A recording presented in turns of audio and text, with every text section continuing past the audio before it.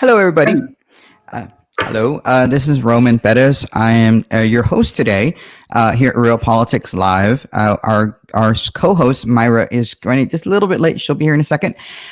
We have with us McAllen City Commissioner Joaquin JJ Zamora. How are you doing, Commissioner? doing well. How are you this evening, Roman?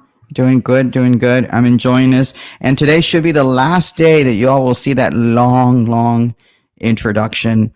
Yeah, that's a really long video. And I know some of you have complained, and so it's going to be cut up. Yes. So Oh, next it's time you all good. see It's all me, good. it went a little long. It's like boring, and people will jump in. Hey, Robert, how you doing? And it's like you come in, it's like that's a long intro.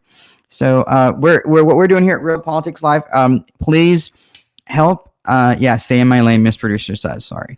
Help us share this feed. Help us share the page if you can, because we want to help Commissioner Zamora, who's seeking re-election in McAllen for District 2, if I'm not mistaken. Correct. So Yes. this is your second term you're seeking? Yes, that's correct. This Or District would be 2? yes, 2 for 2, right? There you go. Yeah. So, So, God willing, this will be my second term, if so elected. At the current moment, I'm blessed that I have not drawn an opponent. mhm. We have till February the 12th at 5 p.m. For anyone who wants to file for candidacy. At 5 p.m. Friday, February the 12th for that particular seat, or for any seat for that matter. Yeah. Districts 1, 2, 3, special election for 6, and of course the mayor's seat are all up this election cycle. Yeah, and it's so it'll be the majority of the city commission will be up, and this is an election that can cause a lot of change, a lot of headaches for people who are incumbents. And so I'd like to find out a little bit about you. I don't know much about you other than you're a commissioner and you're an attorney, and Yes. why you would want to be an attorney, I have no idea. But some people like being an attorney.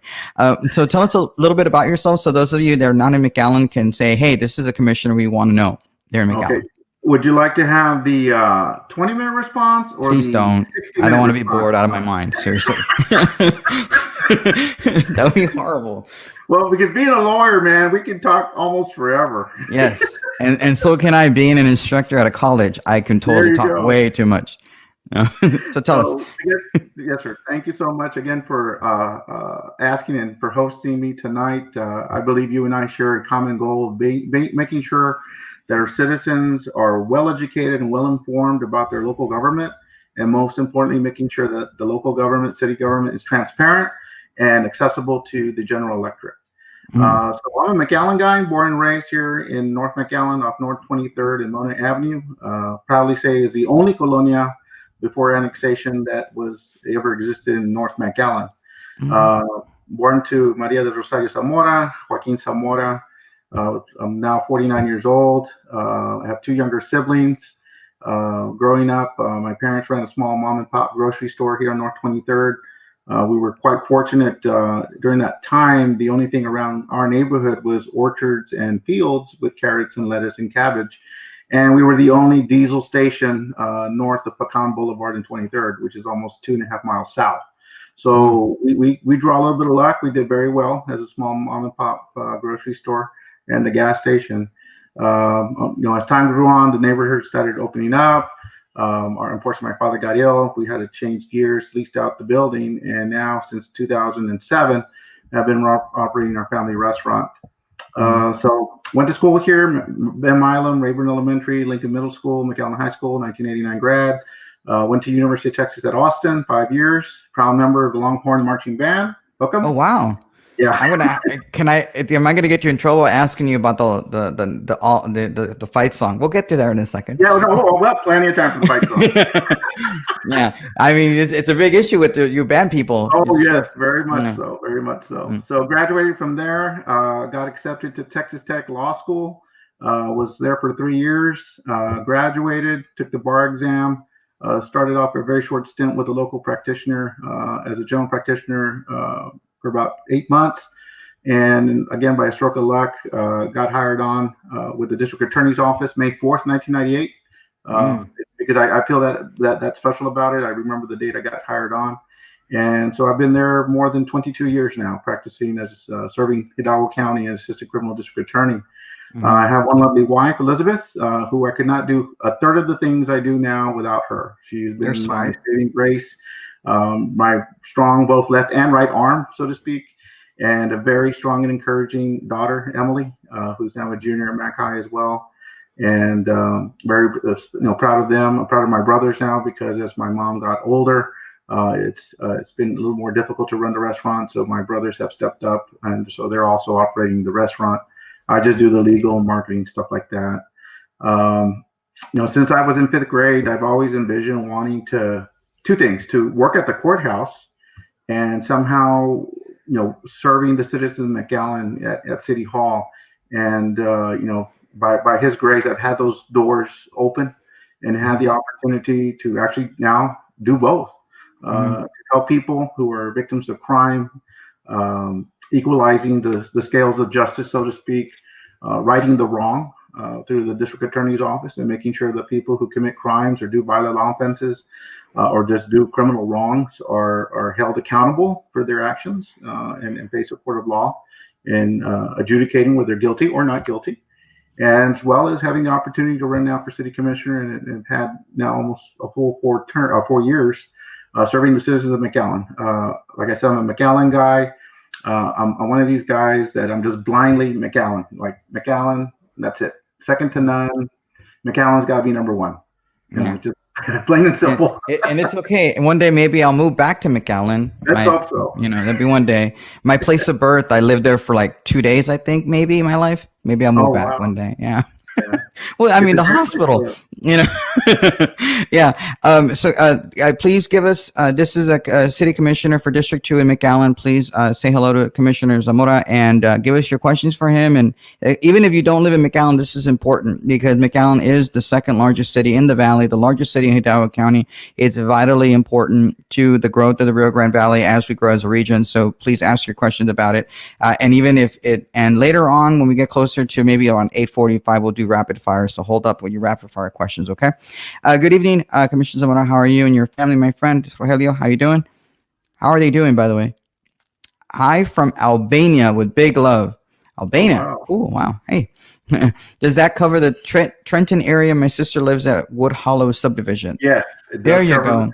Does cover All Wood right, Hollow. so Robert's going to want to sign at some point for his sister, I'm assuming. Go Mac High Bulldog. I'm not so sure. I'm not really a big fan of the Bulldogs. Your yellow and purple signs. I'm just Oh, kidding. That's okay. Growing up in Westaco, like we're not allowed to like you. oh, that's true.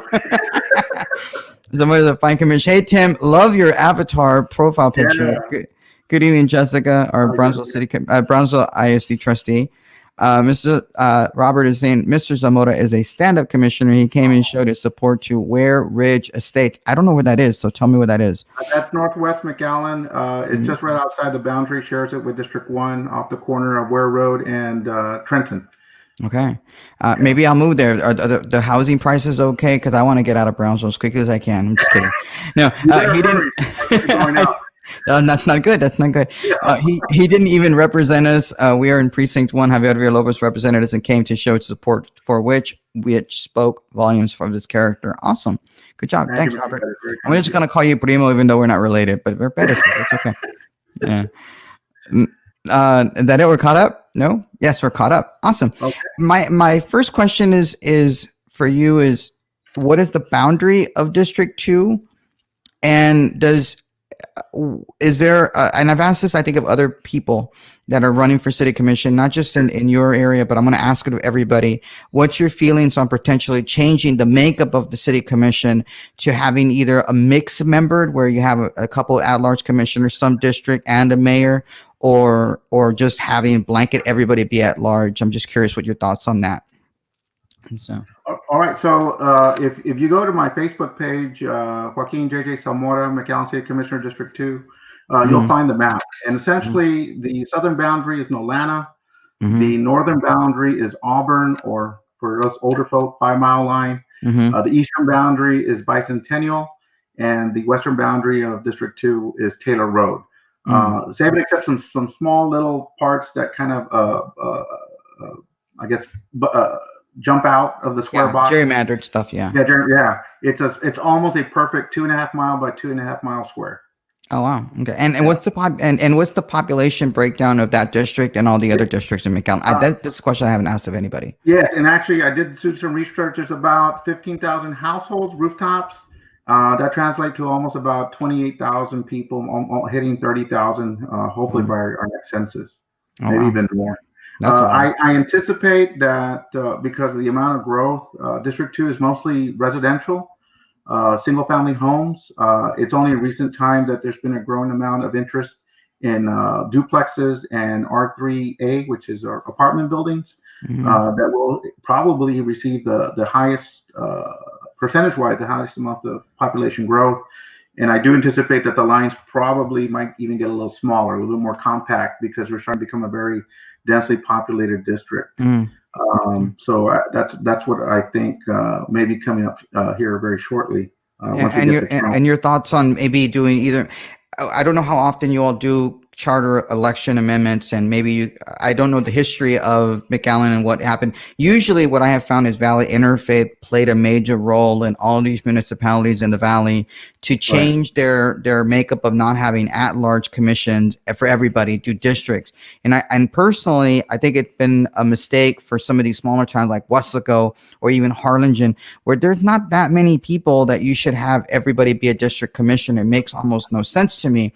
There right, should be, because you don't really have a say in a majority of the commission as a voter.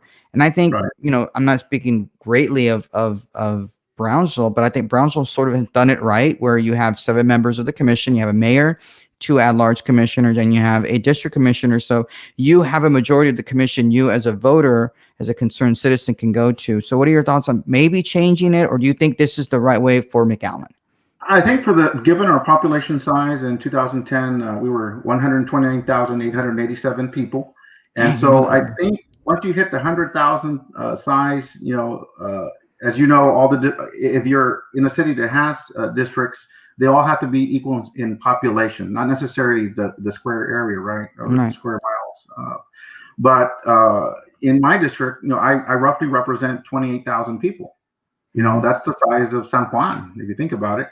And I mean, that's a fair amount of people. I think the voter, it gets more difficult when you go to maybe the size like what you talked about, Wessico, where you're dealing with maybe 40,000 people, and now it's a smaller population, and the same number of districts, you're only representing maybe 9 or 10. So I think with the larger cities, just like Brownsville, it works. The single member district works best or better. Mm-hmm. But I also think that at times you will run into the same problem that brought forth a reason to do single member districts, is that you get an incumbent who keeps staying and rolling around for a second, a third, and maybe even possibly a fourth term. And that doesn't allow for a lot of fluidity to Mm-hmm. encourage younger or just new faces Mm-hmm. who have an interest in leadership positions or be elected leadership positions, Right. but are not afforded the opportunity because of the perception that the incumbent's going to win. Right. And I don't think that's fair. I think if we want to have a population or a city that reflects its population, we always have to go through a renewal of the leadership. Mm-hmm. And as I expressed in our city commission meeting on Monday, I strongly believe that any elected official, and more so at the municipal level, that we have an obligation, we have a duty to seek out, find, identify persons in our community, whether it be the same age or younger or even sometimes older, those persons who have an interest in leading in city government, Mm-hmm. to mentor to them, to encourage them, put them on advisory boards, get them a little bit of a taste of what it's like to serve a city government board. Mm-hmm. Hopefully, from that, if you go from a large space, you can get to a position where you get 2 or 3 that are serious, and you encourage them. Hey, follow me to this commission meeting, or let's go on this trip we're going to do here to go do visit a park or a drainage issue, right? So they can start understanding that it's just not showing up to the dice, sitting there for an hour, getting fed, and then you're out in an hour and a half. There's a lot of work that's to be done, reading agendas, meeting with people. And so I think that going through a hybrid system, what Wessico did, is a good idea, where maybe we have maybe 4 single member districts, and then the remaining 2 slots become at large, kind Mm-hmm. of sort of what happened before 2000. I'm a proponent of that.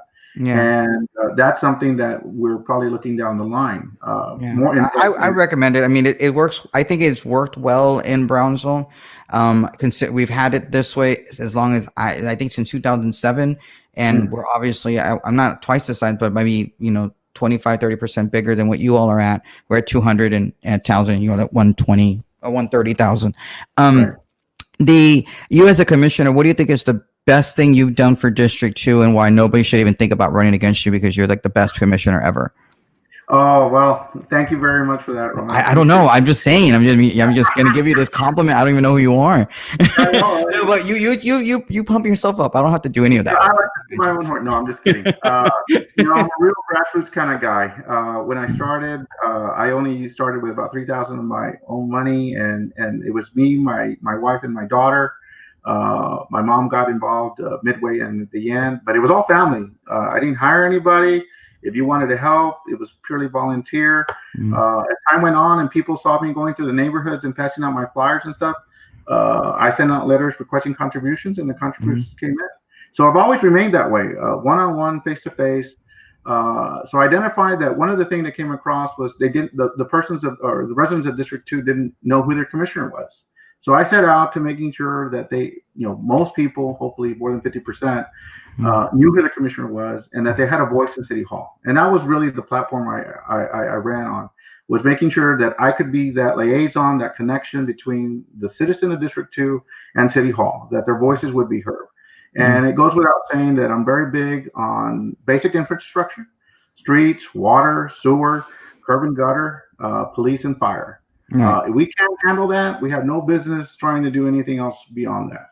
Of course, I'm an advocate of that, but we need to do the basics well. Yeah, And the other part too was to be sure that if there was a concern with a conditional use permit in a neighborhood, that the commissioner would visit and talk to the neighbors there. And that's mm, one thing that I do feel that I've done well. Keep McAllen Beautiful has a Project Clean Neighborhood project where the city will put out those large construction bins to put the debris, mm, and you can bring tires and even oil, broken chairs, basketball poles, whatever, and just dump it there if you want to get rid of it. right. And I personally, along with my family, hand deliver those flyers, Yeah. advising that particular weekend that's going to occur. So that was one way of communicating with the neighbors. And of course, as I went on, I took pictures of broken sidewalks. I talked to neighbors, they had any complaints, and it was a good opportunity to really go there. Everybody's busy. And if the person or citizen doesn't come to me, then you know what? The commissioner should go to them. Right. And the one other thing too that I do publicly, and I'm going to do right now, is I share my cell number with everybody. 956-655-2357. 956-655-2357. It's on my Facebook page. I put everything. It's going to have my office number, but my cell number is there. Mm-hmm. And that's just another way of reaching out and being accessible. Yeah. And I hope and I feel that I've earned the trust of our citizens and residents in District 2 to be afforded another term. Yeah, yeah. Guys, if you have any questions for Commissioner Zamora or any comments you'd like to make, please make them in the Facebook page. Or if you're on YouTube, we're on youtube.com/realpolitics. You can look at our live stream there. Subscribe to our page if you haven't already. And please like our page if you haven't. Turn on your live video notifications if you haven't done so already so you don't miss any of our shows. Myra is running a little late, Charlie. A great ADA and great commissioner who represents the district. Thank you. I have a couple of questions about well, he just answered it because Charlie used to be a District 2 commissioner in Brownsville, so I guess he likes you. Really? Maybe he might like you. Oh. A long time ago. Okay, I've noticed here in Brownsville, and I made this remark to my wife as we're driving. We have way too many people parking on the streets, and even now more than ever, I guess because everybody's at home, it's almost impossible to drive some of these residential streets because there's cars everywhere, and then nobody parks in their own property. And I know in McAllen, you all have some sort of an ordinance, right, that says you must park inside your property or something, or on the driveway. How does that work? Well, it's the, I guess, inverse effect. We have an ordinance that prohibits any vehicle, whether it's motorized or not. And what I mean by non-motorized, it would be like an RV trailer, right? Mm-hmm. You can't leave it stationary more than 48 hours. Okay. And so most of the time, if you have a car, you're going to get away with leaving for the day, going to work, and come back, not a problem. Right, right. But one issue that we do have is sometimes people will leave their RVs or motorized RVs or their travel trailers out, and that does cause a safety concern because it obviously blocks the field of view for the driver, especially when you're in a neighborhood with small children. They're on their bikes or walkers, joggers, bicyclists. Makes it, and we just resolved that two issues on the 3700 block of Toucan as well as 3700 block of Umar, where unfortunately we had to cite some homeowners who had their RV parked in the front, and they were later tagged and then removed. Mm-hmm. McAllen really does pride itself in making it a clean city with make it aesthetically pleasing. And certainly we try to make it regardless of the demographics of the neighborhood to make it aesthetically pleasing to all.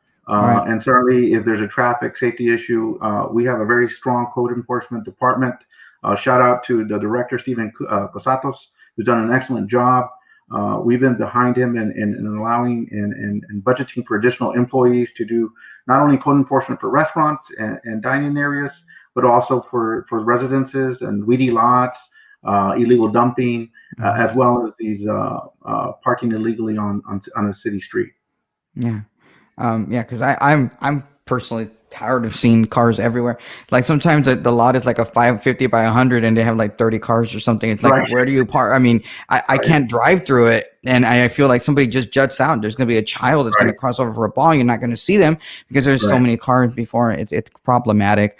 And so it's one of those things. I'm going to be an angry old man at some point. If there's any comments, Ms. Producer, and so we can get to them. Have you family registered for the virtual Arbor Day event on March 6th? I have not yet, Roy, but I know Roy will remind me again. Okay, good. I wish other commissioners did that. I'm not mentioning it, but I live in District 1, and the only contact I've received from my commissioner was asking for a vote. Oh, wow. Okay. Which district won the pizza party for the most census completion? Take a guess. Yours. Thank you for bringing that up. Okay, tell me about this thing, because I had no idea this happened. Great. And it's too bad we can't do a share screen because I'll show you the map and stuff of the response rate. Mm-hmm. So back in I guess the early summer, where it was going to be problematic, making sure that we were going to get all the votes in during the summer, and of course reach the deadline. The deadline was extended by President Trump to October, and then it was moved back to September. We tried to, the city of McAllen, along with Hidalgo County, made a real strong push to get our self-response rate really high.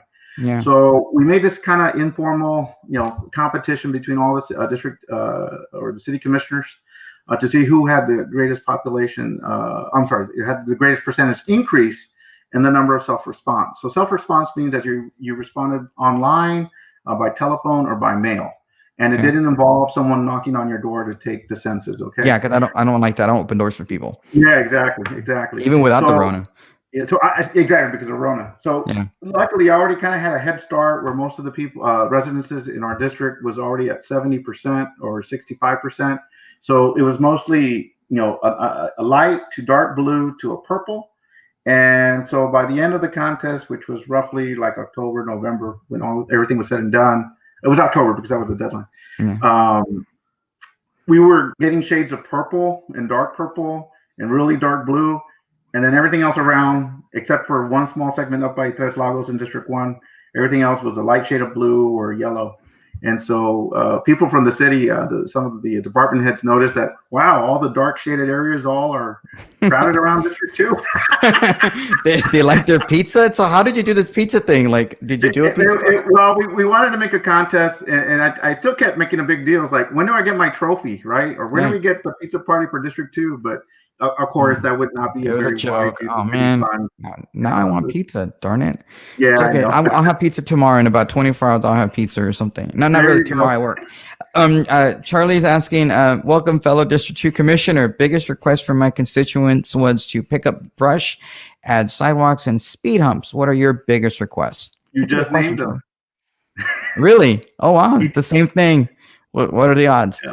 Robert Bellin, the illegal dumping, the brush, and sidewalks. And sidewalks is one that I'm still working on, where we're trying to widen our streets, allow for more, vehicular capacity, but also making sure that as our district and the city continues to be more dense, we have more retail opportunities, more restaurants, more businesses. Instead of the person getting in the car to drive, whether they can actually walk over to the business and do what they need to do. All right. Robert is asking, what city ordinance do we have in McAllen for speed humps on neighborhood streets? My street has serious speeders, and I worry about my daughter's jogging. Excellent choice, Mr. Bella, who I worked with some time back in CPS court. Oh, really? Okay. Yes. That's good. Well, I won't tell the subdivision, but he lives off North 29th Street.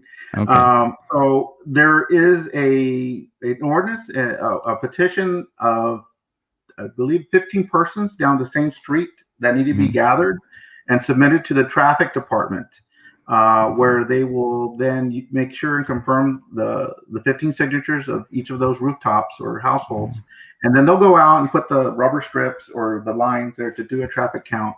And depending on the average speed above 30 miles per hour, because by statute in any street across the state that doesn't have a posted speed limit, it's 30 miles an hour.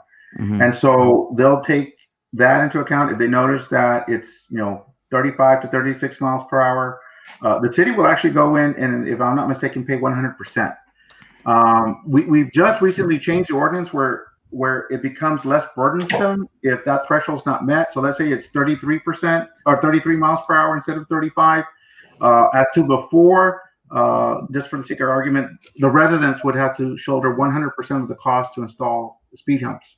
Now it's been reduced down to like 50%. So it's going to become a little easier to try to reach it, even if you don't reach the 100% covered by the city.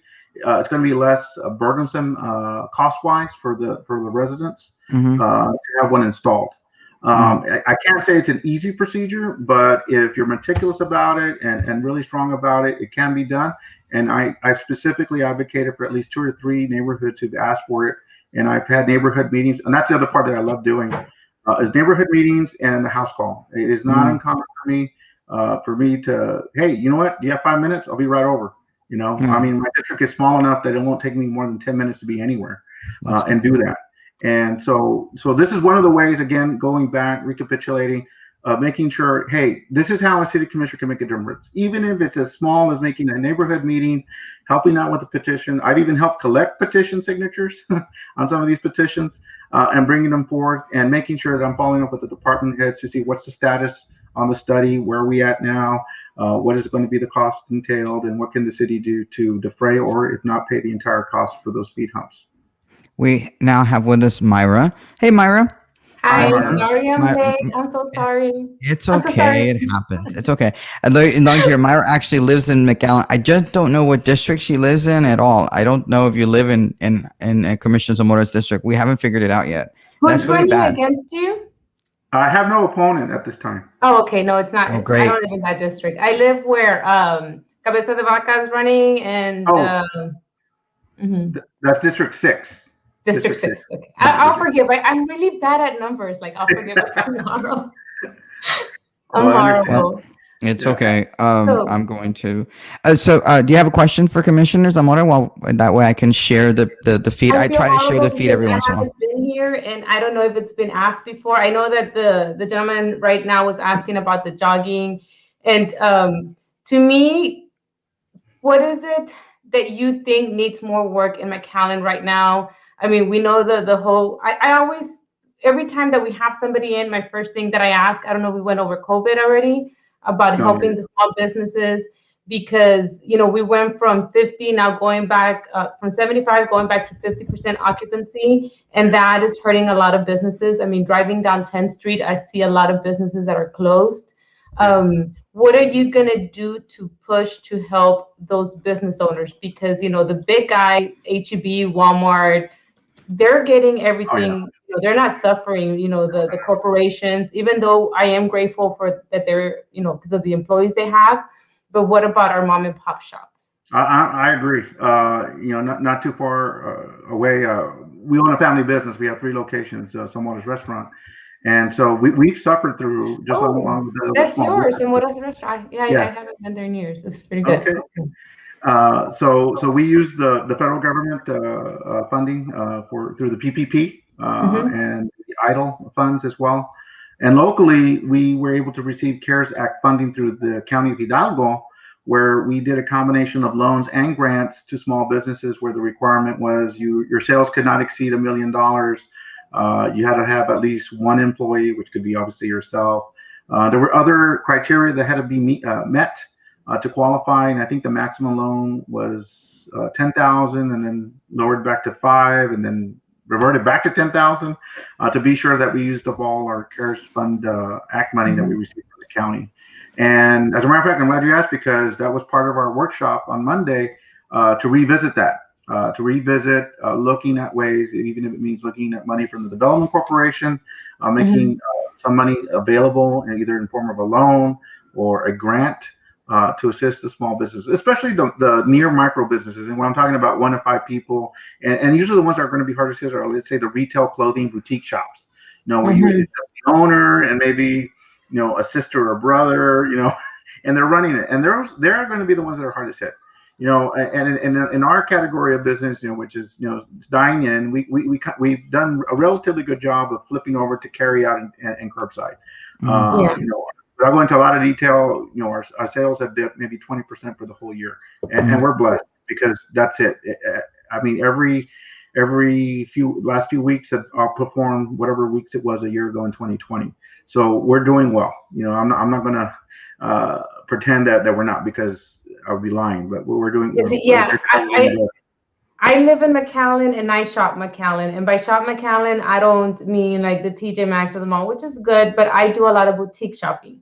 I do a lot of boutique shopping, and I love my local restaurants. And when the whole COVID started that we couldn't go out and eat, I made it a point to, we're gonna order in. Because I don't cook a lot. So I'm making it a point anyways, I'm gonna do it. But it's always about helping the local community. Yes, very much so. And the Chamber of Commerce, McAllen Chamber of Commerce, just started a program about a month ago, encouraging people to shop and buy McAllen or shop and buy local. They created these nice little labels. I wish I had an extra one here, where if you're a member of the chamber, you can put on your door. Okay, yes, no cost for free. But it's certainly to make people aware of the importance of shopping local. And we're also blessed to have a board of not just lawyers, but also bankers and people who are in the small business community, understanding the need and recognizing that as a city, I think you alluded that a little bit earlier, Myra, we need to do a better job of supporting our local business. Yes. Plain and simple. We need to do a better job. I mean, yes, it's important that we have the Palms Crossing and La Plaza, because I mean, without argument, those are the ones that are bringing in the large amount of sales tax revenue that the state comptroller cuts us a check every month. And we've been doing well. We are only lagging maybe just a couple of percentage points compared to 2020. But we could do a better job of making sure that we are helping small business and medium-sized businesses, and because that's what McAllen was built on. It was built on a bar and a horse stable where you could tie up your horse or whatever, and you wanted to bring people to your community, and that's the mindset. We want to make sure that we have these boutique shops, maybe or a smaller type of like outdoor patio setting where you want to have a beer or dinner with a nice lighting and stuff, and keep it local. And yes, it's true, the corporations do support local people and they have local managers and all that, but the money is going upstate to where the owners are living in Austin or San Antonio or even out of state. It's better to see when you actually know the owner, you realize who the family is, and they're making an impact by not only keeping employees here, but they're also reinvesting here by building another location, obviously employing more people, and that's how it goes. I think what's built McAllen, and that's what helped bring the large Simon Malls properties to the valley. And I think if we just don't forget where we came from, we'll be in good standing with all the citizens. The Frank is asking a question in regards to city ordinance regarding door-to-door soliciting. Is there one, or what can possibly be done for that? Section 62 points. No, I'm just kidding. Wow, now you're impressing me there. I can't figure out my number yet. It's okay. But there is an ordinance regarding door-to-door soliciting. Mhm. There is a permit requirement. Unfortunately, it's one of those ordinances that is rarely enforced because few people don't realize that there is in fact an ordinance. Mhm. And I know Mr. Garza, I know where he lives. He's a friend of mine here. Yeah. I can be reached at again, my number 655-2357. Because I am a lawyer, I like reading statutes and ordinances. Right. No, it's okay. I mean, we don't have one in Brownsville as far as I know, but I kind of wish we did because you get, especially during Rona, you're getting knocks on doors from random people for no reason. And it's like, get away. Yeah. And you call the city and they're like, well, we can't do anything about it. It's like, well, wait, you can. Like, Yes, this you is can like, regulate especially in it. the Rona. But at least in McAllen, you can do something. But you're not talking about political people doing political speech. You're talking about door to door, knocking on doors, or leaving door hangers for like T-Mobile or whatever. Not to give them a plug, but Right. they're the idiots, the last people that knocked on my door and like for no reason. And that so you'll have something like that. But it's Yes, rarely enforced. But it may be something that needs to be enforced, especially during the Rona. Guys, give us your rapid fire questions if you all have them. We are here with Commissioner for District 2 in McAllen, JJ Zamora. How rapid fire works is we're going to give you random questions, and if you've seen the show before, which you have, there's just one or two choices very quickly. So if you all going to give us to us, we'll get to them as quickly as we can. Let me do Charlie's comment and question, and we'll go straight to rapid fire. Commissioners shouldn't be blamed for inconsiderate citizens who don't care to wear a mask. Businesses get closed when the emergency rooms are at full capacity. Closing businesses is done to save lives. All right. No comment, Charles. It's okay. I love Charlie. It's okay. Let's not move away from Rona a little bit. I know Rona is serious, but we can do Rona after the rapid fire. Let's do Can I that. ask one question, really quick question? I'm sorry. Or do I ask it after rapid? After rapid fire. Okay. That's okay. Let's do rapid fire because I want to lighten the load and get some comments. Okay. The first question I will ask: are Dallas tacos better than RGV tacos? No way. RGV. Okay. Is there any way would you endorse and support doing some sort of border wall to block the Texas Monthly editor that does taco reviews from coming into the valley because he says Dallas tacos are better than the RGV taco? Okay, good. That's a really good idea. Do you have a rapid fire, Myra? No. Sorry. Your Country. Yeah, and you're gonna Rocky Road. Rocky Road. Oh, real pod. Amen. Or amen or a woman.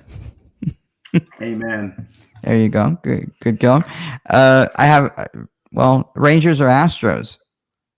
I don't watch baseball. At all? Okay. At all. Really? Oh, I love baseball. Bucks or Chiefs? Say again? The Bucks or Chiefs? Tampa or Kansas City? Chiefs. You're gonna go Chiefs? Okay. Smart choice. Tequila or vodka? I don't drink. See, no baseball, no drinking. Can I ask you about hot dogs? Hot chocolate or coffee? Hot chocolate or coffee? Oh, hot chocolate. Hot chocolate. Abuelita or popular? Oh, without a doubt, abuelita. Okay, good job. Channel 4 or Channel 5? Channel 5. That's a good choice. Tim Smith or Larry James, even though he's not there anymore. Ooh, Larry James. I'm old school. Really? Oh, wow. Yes. Okay. I'm 49. Lying there. Stick on. Okay. Do you have one, Myra? No? Cats or dogs? Cats. Okay. Tamales or pozole? Tamales. Favorite local restaurant in McAllen, not chain? Zamora's. Zamora's is your favorite. Okay, that makes sense. Okay, good. What's your favorite chain restaurant in McAllen to go to? Chick-fil-A. Oh, wow. Okay. That's a good, interesting choice. M&M peanuts plain or with peanuts? I said M&M's peanut, right? Plain or peanut? Plain. Okay. Deion Sanders or Michael Irvin? Michael Irvin. Favorite Dallas Cowboys quarterback? Roger Staubach. Good choice. Troy Aikman or Joe Montana? Ooh. Say again? Troy Aikman or Joe Montana? Troy Aikman. Okay, I'm telling you. Best airport, Brownsville or Harlingen? McAllen. Well, you see the Los Asados or El Divino. Where's that? Los Asados or El Divino? I've never eaten at El Divino. It's out of my price range. I'll go with Los Asados. El Divino. I was like, El Divino. What is El Divino? I've never heard of this It's place. kind of Fine uppity. dining. Well, I shouldn't say uppity. It's a nice high scale, upper scale Mm. fine dining. Like why Mhm. go? Miss And Producer it has says a very nice bar. they have make great drinks and food. I don't Yeah, it has a nice care for bar. that. Just give me a hamburger, dang it. Just or Yeah, tamales yeah. or Why make tacos it or complicated? I have one for. Oh, okay. Jennifer Lopez or Thalia. Jennifer Lopez, J Lo. Really? Yes. Dang, I'm so disappointed in you. So disappointed in you. Delia's tamales or other. My mom. You see other. You see Delia's is okay. I'm gonna Delia's overrated or underrated. Wait, is Delia's even in your Delia's is not in your district, right? It's not. No, it's not in my district. Okay, good. Delia's overrated or underrated. Yeah. Oh, Don't answer that. I don't want to get you in trouble over there, McAllen. Favorite McAllen mayor, not mayoral candidate, but favorite McAllen mayor. favorite McAllen there. Hmm. Not that's one that's running. Because I'm not going to ask you who you're endorsing or supporting, because that would get you in Right, trouble. right, right. God, it's a tie. Really? To me, it's Othel Brand and our current mayor, James Starling. I admire both of them very highly. Yeah. Yeah. No, I mean, Otto Brand, they did a phenomenal job making sure McAllen is the biggest city, sort of in Hidalgo County. What he did. Right. So, any others, and then we can move on to actual questions. Oh, what do you want to know? What do you want people to know about you? Hey, Juan. Okay, we're done with rapid fire. What do you want people to know about you? Specifically to Juan, that I make reasonable recommendations on my plea offers, Mr. Ramos. Okay, that's smart. That makes sense. No, but That's a good. kidding aside, sometimes I come across as very hard nosed, very stern, very firm.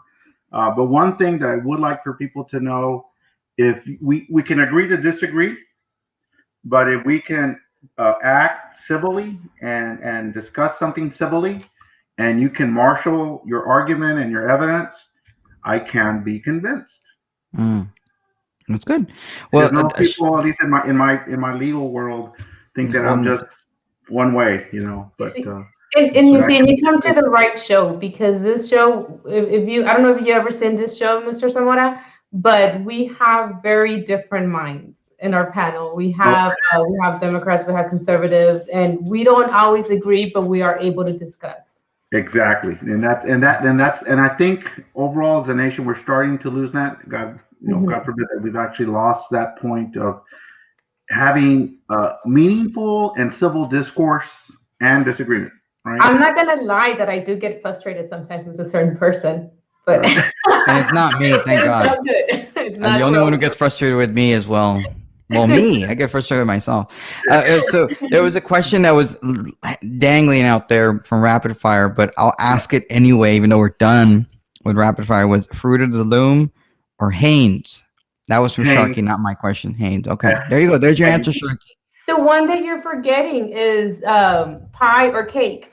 Oh yeah, that's Zach's question. I forgot that one. Cake or pie? Pie or cake? Depends on the time of season. If it's Thanksgiving, pumpkin pie.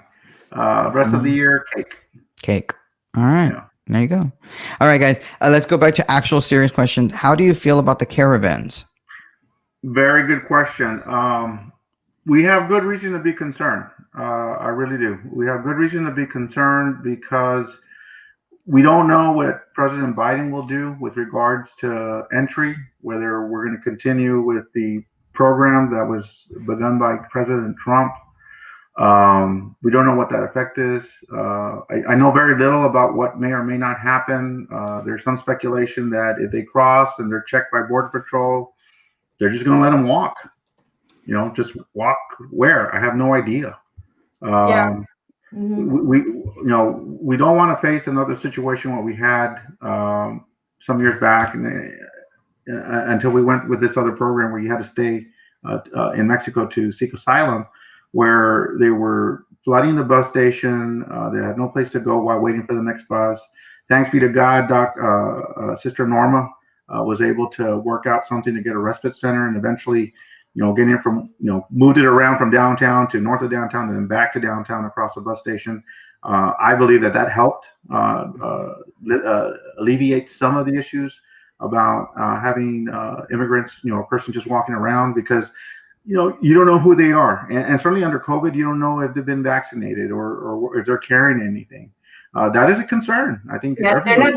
they're not checking for COVID right now. That's for sure. Right, They're and not. so yeah, just from a health point, we have every reason to be concerned, and this is not to negate the fact that these folks are fleeing from countries that are war torn, are suffering from terrorism, extortion, the drug cartels, the gangs.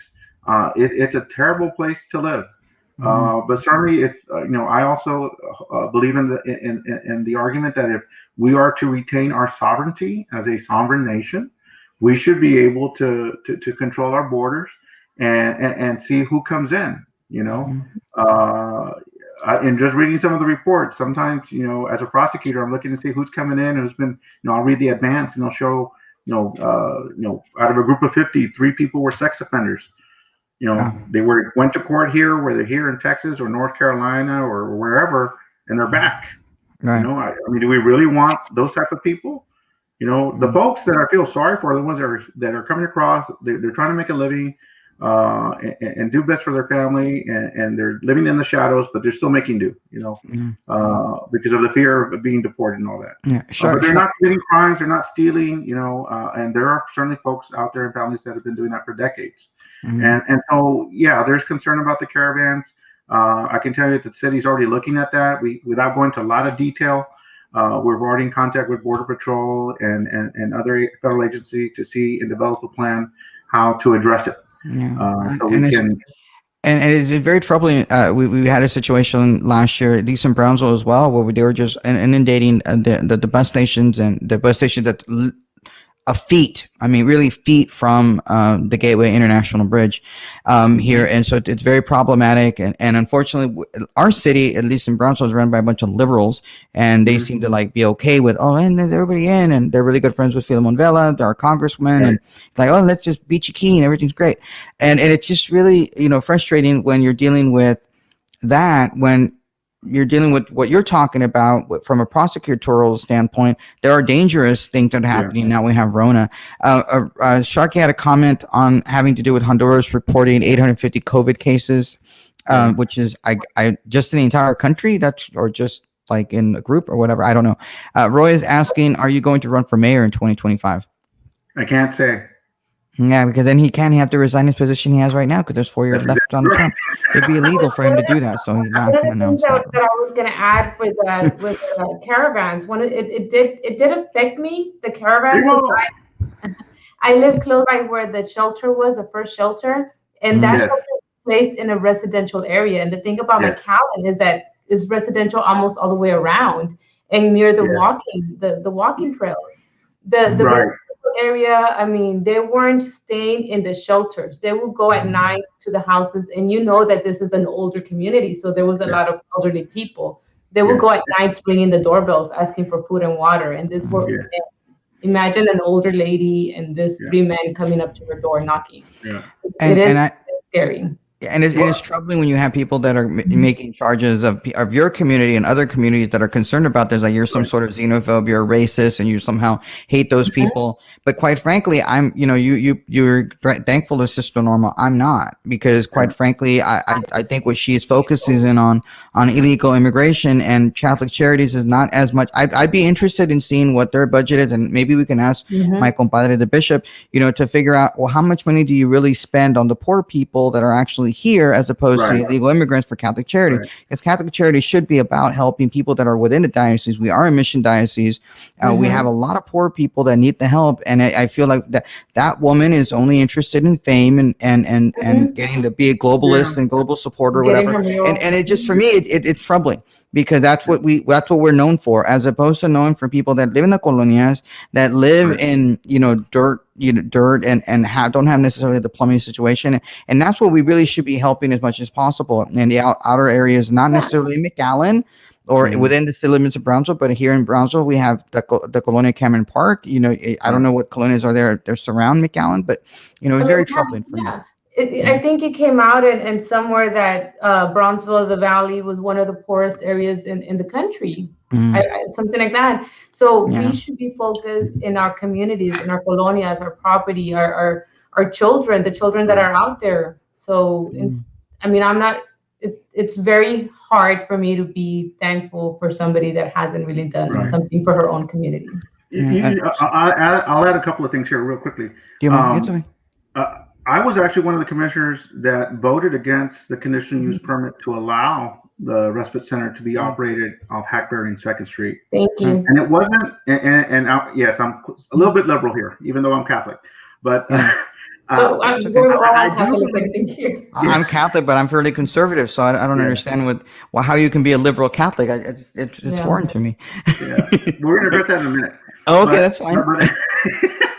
But I voted against it, not necessarily because I understand the service, what she was addressing. Can you imagine just for a minute, if the respite center was here, the immigrants that are coming here are not staying here to work here. They're going to continue north because they know that the jobs that pay $10, $12, $15 an hour are over there, not here. And Sister Norma, at least the way I've come to know her, she recognized that. Her main objective was to get them in, cleaned up, showered maybe, change of clothes, get them fed, give them a sandwich, a potato chip bag, and a can of Coke, and put them on the bus in 24 hours. Did you see the respite center the way it was? It on was Hackberry? Yes. It was disgusting. It was deplorable. She had him there. That's why I denied the permit, because that was an overcapacity problem, and this was pre-COVID. Can you imagine? I know, it's scary. And as a germaphobe prior to Rona, scared. Yeah. Oh, absolutely. Absolutely. I mean, it was atrocious. I mean, these are people who are coming from a very poor, destitute country or community or lifestyle, and then you're giving them that? Where's the humanity in that? You know, and thankfully, between some, just opportunity, luck, there was a location there right at catty corner to the bus station. It was up for sale, and our board looked and recommended to her. And by the way, she was not very happy with me when I voted. Of course not. She probably tried to excommunicate you, but thankfully she can't do that. But you know what? Because I spoke from my heart and I spoke to her why I did. She feels very differently about me today. She really does. Because in principle, I am in favor of what she was doing, because we were moving the people along and not staying here locally because we could not serve them, quite honestly. We are not prepared to serve them. No, we're not. We can barely serve ourselves. But she opened up, and if you look at the facility now, 4 times bigger, much more space. It can hold, I don't know, 800 people maybe at one time. And certainly right next to the bus station. So you don't have to worry about shuttling and moving people. They just walk across the street, get their ticket, board a bus, and they're on their way. I'm curious how they're going to be able to do that, Darren, with the Rona. I mean, that just be so many people coming in and out. Your city is looking at potential, massive problems, health crisis. Let's get to Sharky's question.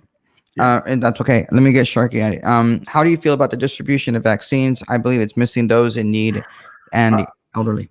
I brought this up when McAllen had our vaccination clinic last Friday. Not all the elderly have internet access. They all don't know how to use smartphones. Some of them can't even drive. And the city offered both avenues: to show up in person, to get on the list, to pre-register on Thursday, or pre-register online. This is our fault. We fixed it. To sign on and pre-register online. Unfortunately, the amount and when those vaccinations are being brought from the state, we don't know. We don't know until maybe a day or two before. Hopefully we get to a point where we're a week before. And that's something I've spoken to our precinct commissioner, Eli Torres, who's been very instrumental in getting the clinic here in McAllen, and also to our city manager's office to find and develop a way. Because when it comes to when we receive, we have no control. It's all at the state level. And I know that our citizens look at our county commissioners and our city elected officials. And unfortunately, I hate to say I don't know, but let me find out. But in this case, I really don't know when they're coming. And neither the precinct 4 commissioner Eli Torres know, or the county judge. But that is a need that, nevertheless, if we don't have an answer, I think we need to make one. We need to find an answer solution to be sure that the elderly are being assisted and distributed those vaccinations. And if I can say, I appreciate you answering and saying, I don't know. And that's Yeah. okay not to know something. You're not supposed to be the expert in everything. But I do have a question. We have a situation here in Cameron County where our precinct county commissioners were given certain amount of vouchers for people to be able to hand out. And it was there'd been controversy over the fact that one of our elected officials decided to give it to a certain church and giving it to their political friends, you know, people that necessarily don't necessarily you can get to a computer to be able to do those things. How are you, or do you have such a program in McAllen, or that you know of maybe in Hidalgo County? And no, which I think is right. I think there should be no, my personal opinion, there should be no vouchers given to political people to give to whoever they want to give it to. Absolutely. That makes no sense. But we're doing that in Cameron County, and not to be that, and those people who are doing it should be ashamed of themselves. That's just my personal opinion. I have yet to be vaccinated, but you know, again, I'm blessed with a job that our district attorney and our county commissioners have allowed as assistant DAs to work from home. I'm blessed to have that technology like what we're doing right now to work from home. And I make sure that I know my wife makes sure that I limit my outside contact.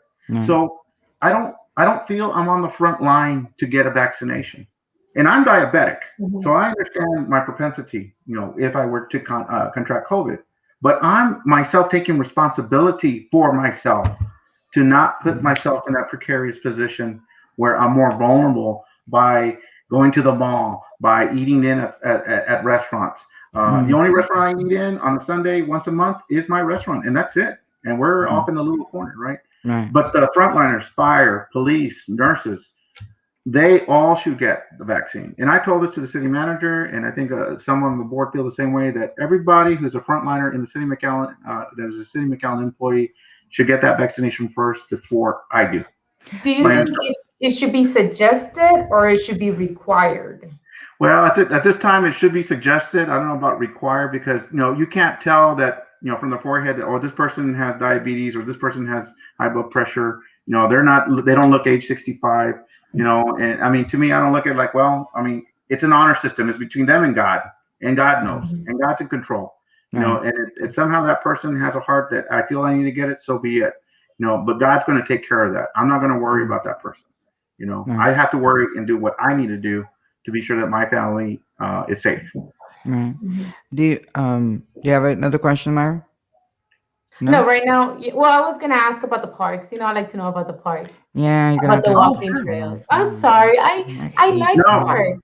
Myra, I love parks.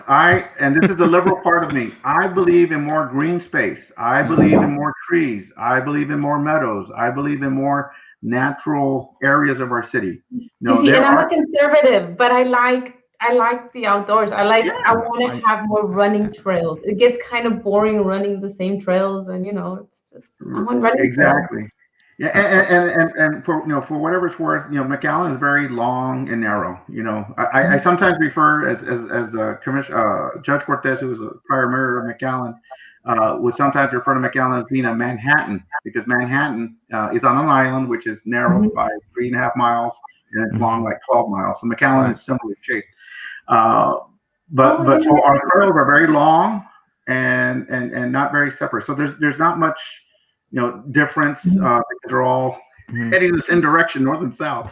Unfortunately, our arterials and streets that run east and west are not very wide. So most of it's already, you know, used up as either residential or commercial. So it gets very difficult to acquire sufficient right of way. But we're still working on it. We're working currently on hey, Judge, how are you? Working on a program with the city of Edinburgh and TechStock to connect the Edinburgh City Hike and Bike Trail with the McAllen Hike and Bike Trail, kind of where North 2nd Street and the Lake James subdivision meet. So now you could bike all the way from near downtown Edinburgh all the way to the airport in McAllen. So that's one project that'll be hopefully completed in the next 2.5 years. Expand Westside Park. So that is another area that we are looking at, but mostly for the nature center to acquire other acreages to add to the parks. And I'm going to try this term, make a real big push to put another hike and bike trail in District 2. The nearest hike and bike trail ends at Benson Road and Nolana, and that's where the drainage canal kind of makes a funky curve. and so that's why it ends there. But I'm going to try to find out a way where we can continue it and allow to maybe go along the canal bank of the irrigation canal. So that way you have a little bit change in scenery. Now you have a water feature, that you're running. Oh, yes, the water feature with the caer en el canal. They're great. Hey, maybe we'll get people shit. No, shit. They go. But you know what? I think I would hazard to say some of you all are familiar with Austin, and hopefully you've gone to Zilker Park. I mean, no, I'm right up to the lake. I mean, there's no fence there. I mean, yeah, no, I'm just like, you're gonna go over there and, hey, I'm gonna go fishing for. That's what I was trying to say. I didn't say the right word. Fishing for Catan. Like, go fishing for Catan or something like that. Like, great. I just think it's not safe. We have this situation in Brunswick, like you're walking right next to. Who wants to see that? Never mind. Okay. No me gusta para. Don't get me started on hike and bike trails because I'm very much not happy with hike and bike trails. It's just a rollerblading park like the Veloway in Austin. Yes. Omar made a comment and I didn't get a chance to read it, so forgive me, Omar. Let me read it for you. The main problem places like DHR in this city has is when the registration links open, the sites crash. What is the plan to address this issue and with the infrastructure?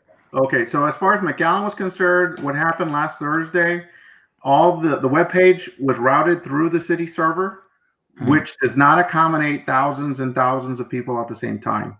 What we should have done and now have done and changed is go to the third-party server who can handle tens of thousands of onliners at the same moment and handle the registration. So that, God willing, will be the solution. We've already found it.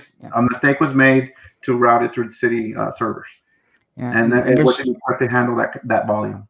There's a lot of questions I want to ask, but I don't want to like bore you after an hour. And I told you it was only going to be an hour. Hour and a half. Really? I mean, if I don't really want to keep going, because we can talk about other stuff, but I don't want to scare everybody into like being bored out of their mind. No, because I could talk about this stuff and listen to people converse for a long time. But my issue has always been, since you want to talk, keep going. My issues. Thank you. My issue with hike and bike trails has always been that's only a certain sector of the community that uses them. At least in Brownsville, I've seen that it's just a little clique. It's a little portion of the political world that uses those things and pushes it in those directions because they want to make themselves feel better, as opposed to making it, well, let's work on sidewalks. Like your main concern has been sidewalks. Right. People with disability use those sidewalks. I know I did when I was in a wheelchair, and I think sidewalks are much more important and much more useful than necessarily hike and bike trails. And so, what is do you all are you envisioning using a specific portion of your budget for hike and bike trails? Well, our hike and bike trails come through the Parks and Rec department. And the Parks and Rec department also has funding for certain segments of the city, basically south of the highway. I'm sorry, south of Business 83 to the river is one area. The other area is from Business 83 to Nolana, and then the other one's from Nolana all the way to 107. So as subdivisions are being built, money is being put into those specific funds for that corresponding territory, right? Okay. So over time, that money is then used to acquire and build a hike and bike trail, right? Okay. And so as you could probably guess, 2nd Street was built first because that was the one that was developing very quickly in the 80s and even early 90s. As we go through some gentrification, additional development through Central and Midwest McAllen, you're going to see like the Bicentennial hike and bike. That was also a natural course because of the irrigation canal, irrigation District 3. Same thing with Benson Road. As our city continues to move westward towards Taylor, we're building that up. And I do envision using a drainage ditch that is basically between 23rd and 29th Street that runs from the library and Walmart all the way north to almost 6.5 mile line. So it would cross, start in Atlanta, cross Buddy Owens, cross Dove Avenue, cross Lark. It would cross Trenton. It would cross 5 mile line and eventually cross Oxford. And if you were to look at that on a map, it's basically the spine of District 2. I mean, that's almost dead center of District 2. And maybe reprofile those drainage ditches to accommodate a hike and bike trail that is at least 6 to 8 feet wide, and allow with appropriate lighting and benches and trees and stuff like that to allow people to get together. So it could also be used as a quasi sidewalk to get from one point to another. And this is the most important part that I think is that there are going to be very few or minimal conflicts with street traffic because Okay. you're basically going through the back alley of neighborhoods, right? Just like Yeah. you do right now with Bicentennial north of Do you Nolana. do you own the McAllen? And that's what they've done here in the city of Brownsville. And so when I say hike and bike trails, those are to me hike and bike trails. In the city of Brownsville, what they've done is said, oh, we're going to use complete streets and we're going to have bikes be able to use the same road that cars can use. And so now we have situations where bikes don't and we have ordinances that says if you're in a car and I mean, you're a car and a bike is in front of you, you have to go around them a certain way. If it's not a trail, considered a trail with the street, now you have to let them go ahead of you and it impedes traffic. You've got a problem. Mm-hmm. And I swear, I firmly believe that some of these people want to commit some sort of weird suicide because they wear dark clothing and they're pitch black night. I don't have any idea how many people, and I don't even go out that often because I like to stay at home and I'm a germaphobe. I don't know how many people I've almost killed because people are wearing dark clothing. And so that's the excessive, the extreme for me to do the hike and bike trails. Do you all do that in McAllen at all? Before I answer that, I can tell that Myra already tuned you out for the last 4 minutes. No, because she loves this stuff. It's okay. Let her tune out. It's not a big deal. We're together. I was thinking about his other comment about that you want this, but you don't use it. The walking trail on 2nd Street, there's a lot of people. It gets used a lot. Okay, maybe over there, but I'm talking about we have a lot of hike and bike trails or the Capitol, whatever, but it's just like only certain people use it. We have people that literally wear their little shorts like they belong over in the Tour de France, and they wear them. They're tan más gordos, and there's like I don't even know how the stupid thing they can fit in there, but we have that stuff over there. It's here. I don't know if they do that. They have Peloton. I've had people use the expressway, go all the way from Brownsville all the way to Rancho Viejo, and they don't pay attention to the stop sign. No, they just thank you. We're gonna go through because we're a Peloton. Oh my God, that's the kind of stuff I'm talking about. Well, you have to look at state statute. State statute actually allows bicyclists to use the road in the same way that a car would, and if anything, it actually is more lenient in terms of how bicyclists are required to observe the normal motorist rules and regulations of the road. They're giving obviously more leniency. Obviously, there's a requirement that a motorist must give at least no less than 3 feet away from the bicyclist. But other than that, the motorist is supposed to treat the bicyclist like as though it was another car. And that just lane change, adequate spacing to pass over on the left, not cut off. Bicyclists, really have to just focus on common sense. Obviously they need to wear the appropriate attire, have the flashing lights, reflective gear, especially if they're doing at night.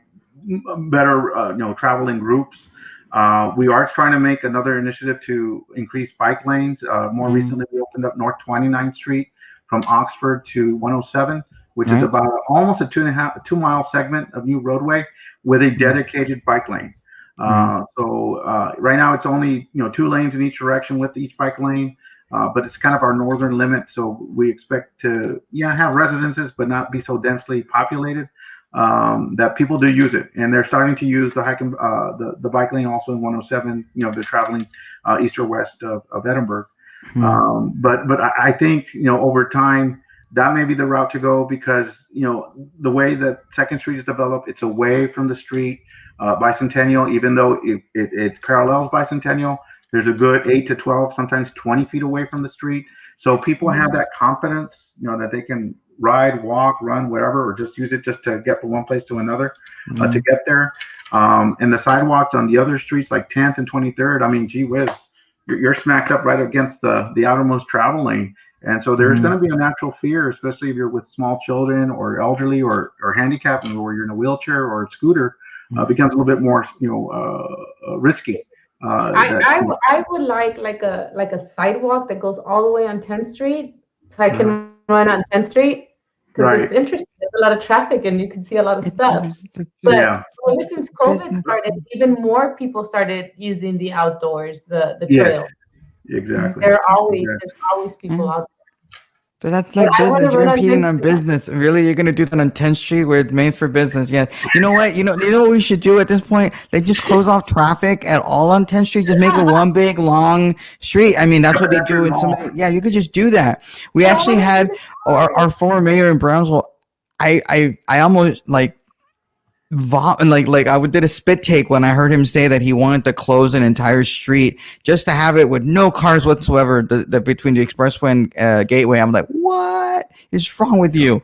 Closing You an know, entire main street like that. I even have an idea. Cody, sorry. I even have an idea where we can have like either on downtown or something where there's different bars, have a little marathon and do like a little bar hopping.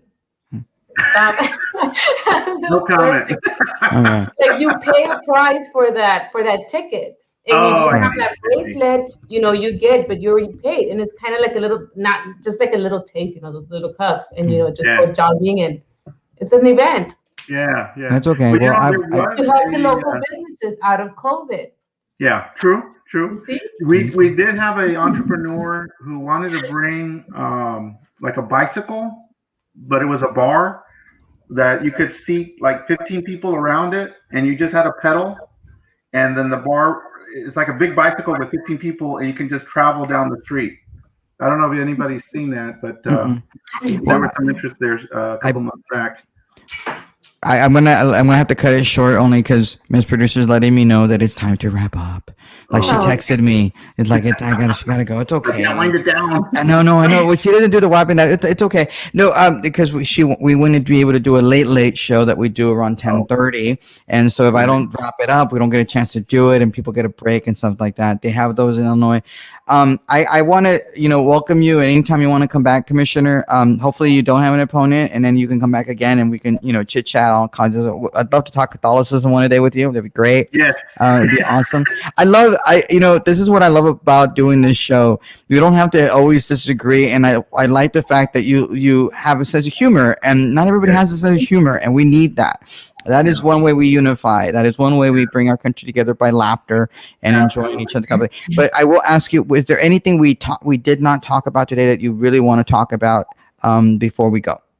One of the things I did want to talk about, just to kind of end the show, is term limits. Yes. Let me do that. We did a resolution on Monday between myself, Commissioner Haddad, and Commissioner Quintanilla, as part of a special committee we formed with some of the department heads to put this on the ballot. There was an argument, well, we already have term limits. It's called an election every 4 years.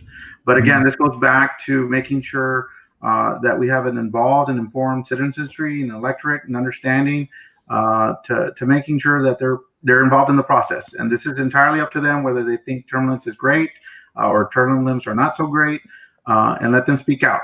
And if they say no, then we just keep going on. So you're going to do a charter election in May as well?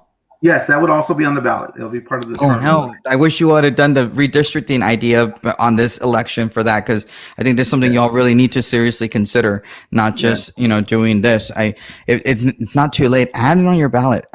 Well, we would, but because we're so close already at the census, it's going to change the lines anyway. So it's going to be kind of more natural just to wait till we get the final numbers, change the lines if need be, and then relook at that, or continue to look at the hybrid system. Because I would think it would make more sense to do it now, to potentially do it, because that way you don't have to spend the money to do redistricting, because if you do a hybrid, you're going to have to redistrict again, because that will be problematic to add in. I think you're not even allowed, but you're the lawyer, not me. I think you're only allowed to have a charter election every 4 years, if that is, or how many times can you have an election? I know there's a special law that state law that says you can only have a charter election. You're right. So that's why it troubled me. I didn't know y'all were thinking of doing a charter election, but you're doing. So you're going to have what term limits on the ballot? What is my personal feelings is I don't think term limits should exist for local races. I'm not there yet. But what exactly is the wording is the term limits going to be for? So it's going to be no more than 3 term limits lifetime for any commissioner, and no more than 3 term limits for any mayor lifetime. Lifetime. And they're mutually exclusive. Okay, just because you serve as a commissioner doesn't count against serving the term as a mayor. And you're doing lifetime, so that means it doesn't have to be concurrent. Like, let's say you're a young man and you get elected, it doesn't have to be consecutive. It could be like, hey, you're 20 years old and now you're 80 and you want to run for city commission, and it applies. Now, but does it apply retroactively? So somebody who was on the commission beforehand? No, it doesn't. No, ex post facto. Okay. But you're correct. Yeah, no, because I we have wouldn't this mind. situation. I don't have a problem with it. I mean, that where it affect me, I'm okay. Yeah. Well, no, because we have a situation in Brownsville, and I hate to just always bring Brownsville because I'm more familiar with it, but I think there Yeah. should be a comparison between the two cities because the two cities are very, very different, but they're the two largest cities and they have a different way of functioning in government. And there's also a different way of doing it in all the other cities. But to me, Brownsville, McAllen being the two largest cities should be a comparison. We have a situation here in Brownsville where a city commissioner, they're going to put term limits on the ballot. I have a feeling it's going to pass. I will vote against it. But we have a city commissioner who's on there right now, who's been there for 3 terms, seeking a 4th term, and a term limits is not going to affect her because she'll be able to run and potentially win. While there's another commissioner who is currently in her 3rd term, but will not be able to run again. And it's just it's kind of odd to be able to do something like that, but it is what it is. But you will, if let's say term limits were to pass, would you abide by it anyway and say, you know what, I'm not doing it after my 3rd term? Well, I might as well just let it out. I don't intend, if God willing, I get a 2nd term. I'm not going to run for a 3rd. Yeah. I think 8 years is more than enough time for any city commissioner. Me If too. you couldn't do what you wanted to set out to do in 8 years, what makes me think you're going to do it in 12? Yeah. I mean, to be perfectly blunt, if I Right. couldn't do it in 4, okay, you're getting acquainted, whatever. Now you got, you're into the board. Now you know exactly how everything functions. We'll do it in your 2nd term. But if you can't do it by your 2nd term, give somebody else another chance. Well, was That's it a how I feel particular? about it. Yeah, no, that makes sense. Why did you do 3 terms as opposed to 2 terms? Because Because I think 2 terms make more sense. And you're right, but the argument against the term limits was actually made by our former city attorney, Mr. Pagan. I kindly refer to him as Professor Pagan. Is if you do term limits, but how about if you have an elected official who is really, really good, who is really in tune with the constituents, understand the budget, understands the departments, and they're doing a fantabulous job. Why would you limit that? Right. And I mean, it didn't hit me that way, but you're right. I mean, why would you want to actually limit someone who's doing exactly what, the city charter and the ordinances and the state's constitution, just generally speaking, what leadership is supposed to mean. Right. And I think you're going to agree with me. Maybe, for U.S. Congress, maybe there should be term limits because our founding fathers were supposed to go up to Washington, do what they need to represent. And then once they were done with that, come back home and farm again. Right. Yep. That's what they're supposed to do. Yeah, and that's what they're supposed to do. And that's not been happening. Just ask Nancy Pelosi. No, I'm a Democrat, but I think she's already been at it too long. She needs to get... Yeah, a little bit. Wait, let me guess. You want AOC to be your speaker? Don't go there. Don't answer that question. You're going to lose votes. She would be an interesting speaker. Oh, dear Lord. Why did you say... You're seriously, you're trying to not have an opponent? You might get some Republican. Why? I'm going to move to District 2 and I'm going to... You know why I feel this way? Because the seat for District 2 doesn't belong to me. The seat for District 2 belongs to the citizens. Right. And if the will of the citizens say, hey, Zamora, you're fat and ugly and slow and you haven't done jack in the last 4 years, salte. Time to go, yeah. I got no problem with that. The job pays just my stipend, which is $100 for a phone and $400 for car allowance. Okay? Wow. No insurance? Nothing like that? Nothing. It's really, truly a labor of love and volunteering. And, God wills it. And the people say, we've had enough of you. It's time for a change. I can walk away. No regrets. Because you know why? I hold to this since I was a kid. Just do your best. Right. And if that's the best you can have done, then you'll never have a regret. All right, that makes sense. No, and then, the 3-year term limits, it makes sense. I mean, I think I might be okay with term limits for three terms, but not necessarily 2. But for me, when I ran for city commission and people got mad at me, it's like, why would you? I was like, I'm only doing 1 term. Yeah. If I can't do it in 1 term, why? Go away. And I think 1 term is, sufficient for a city commissioner. I mean, you shouldn't be there forever. Right. But at the same time, there are people who want to run for everything and their dog and not never go away because they have no lives. Yeah. Right. True. That's true. And it goes back to where we started real quick, is that we have a responsibility as an elected official to seek out and nurture those who are going to be our future leaders. So that way we don't have to worry about, are we going to get a good leader? If we reap what we sow, if we invest our time in our future, whether it be the younger generation or someone who's aspiring to be a leader in the future, elected or not, we have, as elected officials, a responsibility to find them and help them, nurture them, make them grow, so you know what you're going to get when they decide to pull the trigger and run. Yeah, that makes sense. All right. Well, did that the last thing you wanted to say? That was it. Okay, good. No, it's my fault because I asked the term limits thing, and Miss Producer reminded me, and I didn't ask. So I apologize. So, guys, we'll be doing a late show. No worries. We'll be doing a late show today at 10:30. We're going to talk about a lot of stuff. I'm sure Charlie will be here. I don't know if Eddie's going to join us tonight at Myra, but we're going to have a fun time talking about everything that we posted on the page today. And Miss Producer wants 11 o'clock. One time I was going to be early at 10:30 and she wants to push 11. Okay, 11 o'clock. Guys, if you want to join us at 11 o'clock for a late show. If you haven't already turned on turn on your live notification, turn it on now so you don't miss any of our shows. Tomorrow, Myra has her show with Madi, the M&M show at 9 o'clock tomorrow on Wednesdays. I don't come on at all. I work on Fridays. And then on Thursday, we have a city commission candidate from McAllen. And I want to say it's Mark Reyna, but I want to make sure because I'm really bad at remembering stuff. So let me look at it real quick. If I can find it, my schedule, it is, yes, Mark Reyna. Mark Reyna, who is running for city commission in District 3, 3. Oh, no, it's Mario Reyna. Mario Reyna? Yes. Okay, I don't know why I have it, Mark. Okay, Mario Reyna. My apologies. So Mario Reyna are you sure? Yes. I check the city secretary website every day. Oh, okay. Maybe you have somebody against you, or just to see if there's somebody running against you, or exactly, Myra. There you go. That makes it. Yeah, you're probably right, Mario. Why do I have him listed as Mark? Mario. I'm sorry. Anyway, we have Mario Reyna. I have him. My phone sucks. So we'll have him on Thursday at 8 o'clock. Please join us. Please help us like and share the page. Subscribe to our YouTube channel if you haven't already. YouTube.com/realpolitics, or on Facebook, Facebook.com/realpoliticslive. And on Twitter, we're Twitter.com/realpolitics. We don't post as much as we want to, but we're also on Instagram, Instagram.com/realpolitics. Yay. That's what we're doing. So, guys, we'll see you all tomorrow. We'll see you all today at 11 o'clock, late night show. God bless. Bye. Don't go, Commissioner. Don't go yet. Hold on. Bye, guys.